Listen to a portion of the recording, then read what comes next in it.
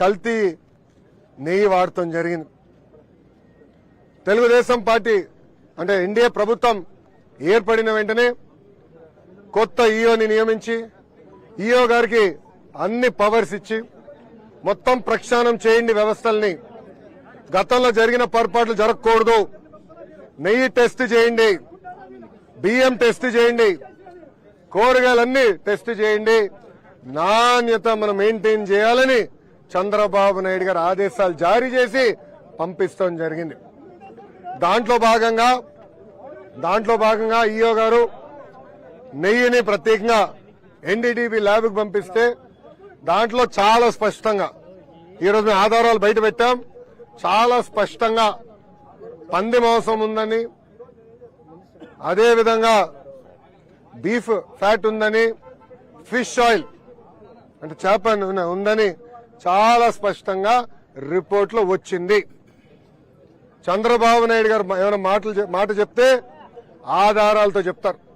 అందుకే నేను చెప్పారు, ఈ రోజు ఆధారాలు మేము బయట పెట్టాం. ఇంకా నేను చాలా బాధేస్తుంది.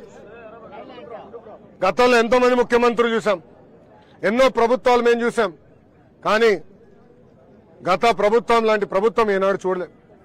జగన్మోహన్ రెడ్డి గారు లాంటి ముఖ్యమంత్రిని ఏనాడు మనం చూడలేదు.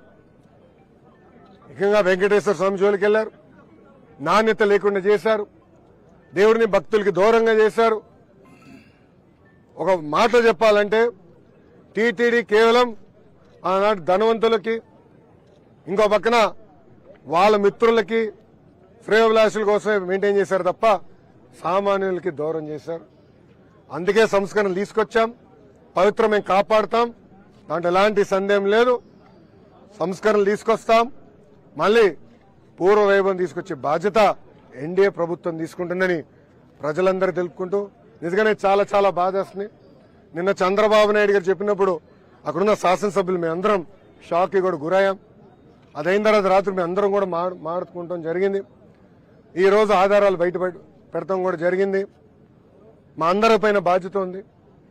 ఆ పవిత్రతను కాపాడాలి, ప్రక్షాళన చేయాలి, నాణ్యత మెయింటైన్ చేయాలి.